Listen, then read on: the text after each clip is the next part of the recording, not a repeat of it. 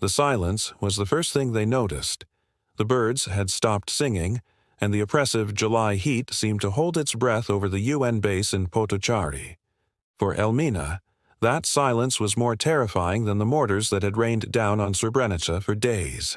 She clutched her two sons, one just 15, their bodies thin and trembling after years of siege. They, along with thousands of other Bosnian Muslims, had fled to this compound, believing the white UN vehicles and the blue helmets of Dutch Bat soldiers would be their salvation. They believed the world would not let them die. They were wrong. This is not just a story of a massacre. It is a story of a promise broken, a safe area that became a slaughterhouse, and the systematic effort to erase an entire people from the earth. Our story begins not with the bang of a rifle, but in the verdant mountainous heart of Bosnia and Herzegovina, a land where for centuries Bosniaks, Serbs, and Croats lived as neighbors. Srebrenica was once a bustling town known for its silver mines and healing springs. Men like Huram Suljic, a mechanic with laugh lines etched around his eyes, built their lives there. He was a man who could fix anything, a pillar of his community, a father who dreamed of a future for his children free from the ethnic tensions that began to tear Yugoslavia apart. But when war erupted in 1992, Srebrenica became an island. Surrounded by Bosnian Serb forces, it was designated a UN-safe area in 1993, a piece of paper that offered a fragile and ultimately false hope. For 3 years, its people starved, relying on sporadic aid drops, while the army of the Republika Srpska, under the command of General Ratko Mladic, tightened its noose. General Ratko Mladic was a man carved from the granite of his own ambition and bitterness. With his trademark swagger and a flat cap perched on his head, he moved through the war with the chilling certainty of a man who believed history was his to write. He spoke of revenge for centuries-old battles, his rhetoric a poison that justified any atrocity. Opposite him, in the final, desperate days, was the Dutch Bat commander, Colonel Tom Karaman's. Trapped in an impossible situation with lightly armed peacekeepers, outnumbered and outgunned, Karaman's face became a mask of strained helplessness. He made frantic calls to UN headquarters, pleading for close air support that never came. The world was watching, but it had already decided to look away. On the morning of July 11, 1995, Mladic's forces rolled into Srebrenica. Cameras captured his triumphant stroll through the deserted streets, patting the cheeks of terrified children, assuring them, "No one will harm you." He was a wolf, promising safety to the sheep. The scene at the UN base in Potocari descended into a waking nightmare.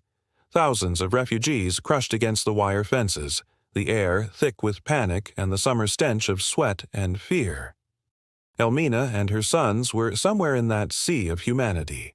Inside the compound, the Dutch soldiers, following orders from their superiors, began the unthinkable, separating the men and boys from the women and children. It was a selection process disguised as a security measure. A young soldier, his face pale and clammy, would mutter, "Just a routine check," unable to meet the eyes of the fathers and sons he was sending to their fate.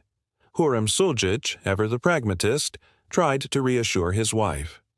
"I will see you soon," he said, his voice steady, a final, beautiful lie. What followed was a meticulously planned operation of industrial-scale murder. As the women and children were loaded onto buses and deported, the men and boys were taken to holding sites, a warehouse, a school, a football field.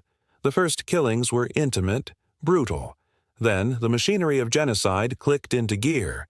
Buses arrived to transport the prisoners to various execution sites, farmhouses, schools, and, most infamously, a warehouse in Krivica. The sound that came from that building was not of single gunshots, but the sustained, deafening roar of automatic weapons, grenades, and the screams of men being systematically slaughtered. The killers worked in shifts. Bulldozers stood by. Among the few who escaped the initial roundups was a column of over 10,000 men who attempted a desperate, suicidal march through the dense forests and mountains towards Tuzla, over 100 kilometers away. They called it the Column of Death. They were hunted like animals, shelled, and ambushed at every pass. The woods echoed with the cracks of sniper fire and the final, whispered prayers of the fallen. Back in Potocari, the truth was being buried before the bodies were even cold. Ratko Mladic, glass of whiskey in hand, celebrated with his officers. "We give this town to the Serbian people as a gift," he proclaimed to a camera crew. "The time has come to take revenge on the Turks." The operation was one of chilling efficiency. Mass graves were dug with excavators, but the perpetrators knew the world would seek evidence. So began the second phase, the cover-up. Using the same bulldozers that dug the pits, they began grave robbing, exhuming the bodies from primary mass graves and scattering them across a network of secondary and even tertiary sites. The goal was to make the scale of the crime and the identification of the victims impossible. It was a final, grotesque insult, an attempt to vanish 8,000 men and boys into the very earth they had called home. For the women who reached Tuzla, the wait was a different kind of torture. Elmina, now in a sports stadium-turned-refugee center, scanned every new arrival, her hope a dying ember. The lists of the missing grew longer, a horrifying roll call of absence. The international community, shamed into action by the sheer brutality, finally began to move. The war ended with the Dayton Accords later that year, but for the families of Srebrenica, a new battle was just beginning. The International Criminal Tribunal for the former Yugoslavia, ICTY, was established, and its investigators became the archaeologists of atrocity. They descended upon the killing fields of eastern Bosnia, men and women like Jean-René Ruiz, a French investigator with a steely resolve. They used satellite imagery, matching photos from July 1995 with the scarred earth, revealing the grim choreography of the grave movements. They interviewed survivors, piecing together the chain of command. The evidence was overwhelming. A damning piece of the puzzle was the Scorpions video, footage taken by the perpetrators themselves. It showed members of a Serbian paramilitary unit casually executing 6 Bosniak boys from Srebrenica. The world saw the banality of evil, young men smoking cigarettes, taunting their victims before murdering them in cold blood. It was incontrovertible proof of the intent to destroy. But the most powerful evidence lay buried in the soil. Forensic anthropologists, working with painstaking care, began the grim task of exhuming the secondary mass graves. They found bodies tangled together, blindfolds and ligatures still in place, personal effects, a wallet with a faded photo, a set of keys that spoke of interrupted lives. They were assembling the dead, bone by bone, to bear witness for the living. The courtroom in The Hague became the stage for the final act. Here, the architects of the massacre were forced to face the justice they had evaded for so long. Slobodan Milošević, the former Serbian president, died in his cell before a verdict could be reached. But others stood trial. The case against General Radislav Krstić, a senior commander, was a landmark. The prosecution presented a mountain of evidence, from intercepted communications to the testimony of insiders. But the trial's true turning point, its shocking, gut-wrenching climax, came not from a document, but from a mother's love. At the trial of Vidoje Blagojević, a Bosnian Serb commander, a woman named Kada Hotić took the stand. She spoke of her son, and then she did something that silenced the entire room. She unfolded a small, carefully preserved shirt. It was the shirt her son had been wearing when he was taken from her in Potocari. She had recognized it in a photograph of an exhumed body, identified by a unique stitch she had sewn to mend a tear.